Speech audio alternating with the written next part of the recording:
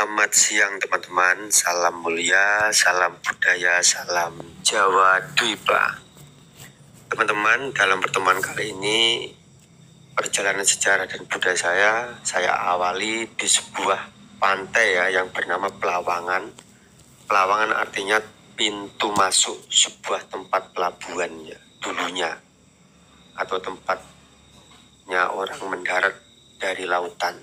Ini berada di Padangan Kecamatan Kragan, Kabupaten Rembang, Jawa Tengah, Indonesia. Teman-teman, kali ini saya akan menceritakan tentang sejarah Ki Sendang. Siapakah Ki Sendang tersebut? Namun sebelumnya akan saya awali dalam angka Masehi itu, angka yang tertua adalah angka 1, sedangkan angka yang muda adalah angka 10. Tapi di masa tahun sebelum Masehi, angka yang tertua terdahulu itu angka 10, dan angka yang muda adalah angka 1. Jadi mundur hitungannya kalau sebelum Masehi, teman-teman. Baik teman-teman, sejarahnya seperti ini. Ki Sendang adalah orang Zhou yang melarikan diri di kala geger Zhou. Geger Zhou diawali dari para pangeran keluarga Qi dari garis miring Ji yang semua ingin menjadi ratu di Zhou daratan. Para pangeran saling serang menyerang, rebutan kekuasaan, sampai kejar-kejaran Daoya dalam kurung Dioya. Nyebrang laut masuk negeri selatan, masuk bumi Antanapura dalam kurung Kalimantan. Masuk lewat sungai-sungai Antanapura sampai masuk pedalaman Antanapura pada abad 3 sebelum Masehi dan menjadi suku-suku baru bernama Dayak. Orang-orang Dayak ini akhirnya bermukim di sepanjang sungai di pedalaman Antanapura. Mereka menamakan suku-suku mereka sesuai nama sungai di Antanapura seperti Maayan, Bonan, Apokayan, Segah, dan lain sebagainya. Rombongan orang-orang Daoya Zhou yang tinggal di bumi Antanapura tengah ketulahan garis miring Kualat melanggar aturan bumi Antanapura. Seketika itu orang-orang di situ pada Kualat terkena penyakit kolera. Orang-orang itu menyebutnya kena pagebluk sogok weteng. Semua sakit perut, banyak yang mati karena wabah itu.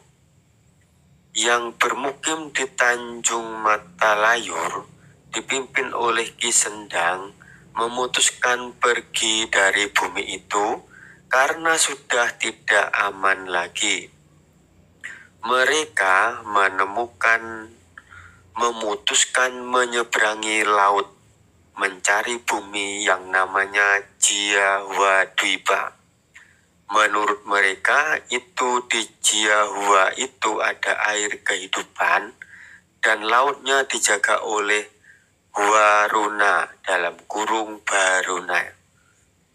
Setan barutan sogok weteng tidak berani mendekat di Jawa dan lautnya.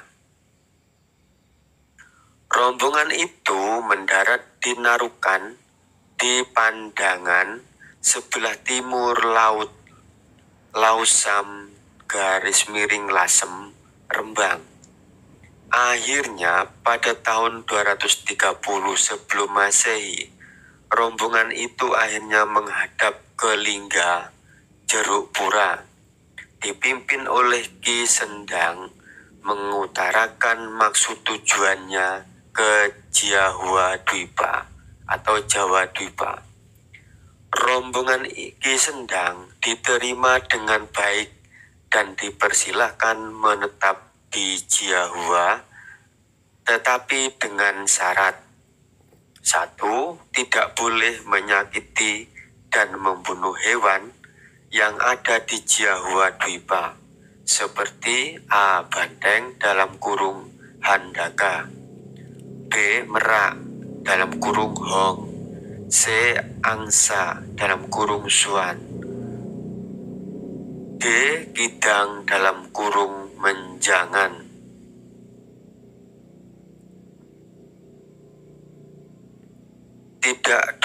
Tidak boleh menebang pohon-pohon besar, karena pohon-pohon itu tempat sarangnya burung-burung dan bawahnya bisa menjadi berteduh hewan-hewan dan lainnya. Dikala panas dan hujan, buminya bisa menjadi sumber keluarnya sumber air. 3. Menjunjung tinggi bangsa Jawa Dwipa dimanapun berada, dengan agama dalam kurung tatanan, agama suci Huning, yaitu agama suci Budi Kanung, sebagai jati diri bangsa Jawa Dwipa dimanapun berada. 4. Jangan mengotori sumber-sumber mata air dimanapun berada. Kalau kotor, tercemar, membuat bencana bagi yang meminumnya.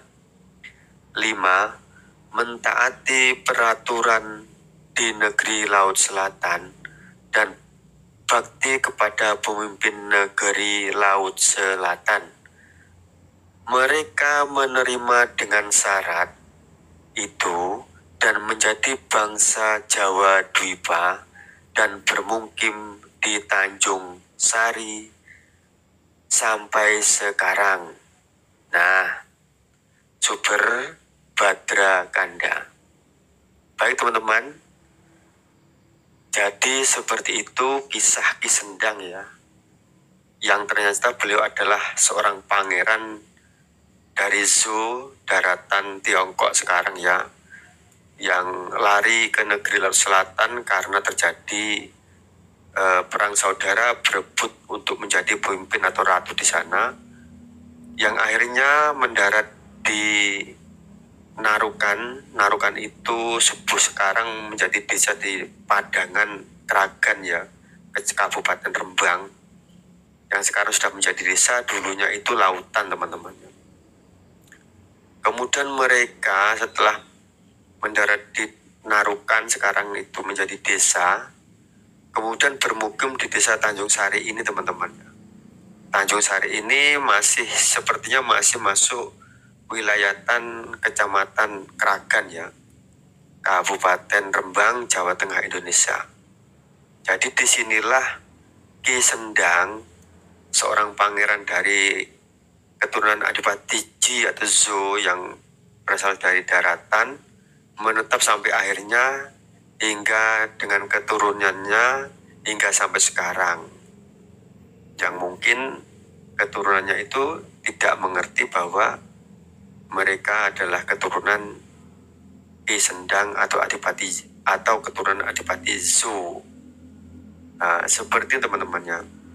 Ini saya ada di atas desa Tanjung Sari, Kecamatan Kragan, Kabupaten Rembang, Jawa Tengah, Indonesia, melihat keindahan gunung-gunung di sini ya. Jadi disinilah saya napak tilas pada kesempatan kali ini, yaitu napak tilas perjalanan Ki Sendang yang pada masa lalu lari ke negeri Laut Selatan karena terjadi peperangan di negeri daratan yang sekarang Tiongkok ya, hingga pada akhirnya mereka pergi ke negeri Laut Selatan di bumi Jawa Dwipa ini dan bermukim di desa yang sekarang bernama Tanjung Sari, Kecamatan Kragan, Kabupaten Rembang, Jawa Tengah, Indonesia.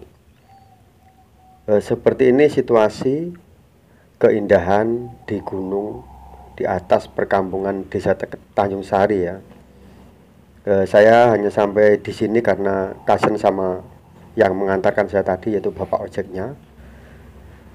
Baik teman-teman, hanya itu yang dapat saya sampaikan dalam pertemuan kali ini. Napak tilas perjalanan Ki Sendang yang mengarungi lautan hingga sampai ke negeri laut selatan, hingga ke bumi Jawa Dwipa, yang pada akhirnya menetap di Desa Tanjung Sari, Kecamatan Kragan, Kabupaten Rembang, Jawa Tengah, Indonesia. Sekian jas merah, jangan sekali-kali melupakan sejarah. Salam mulia, salam budaya, salam Jawa Dwipa.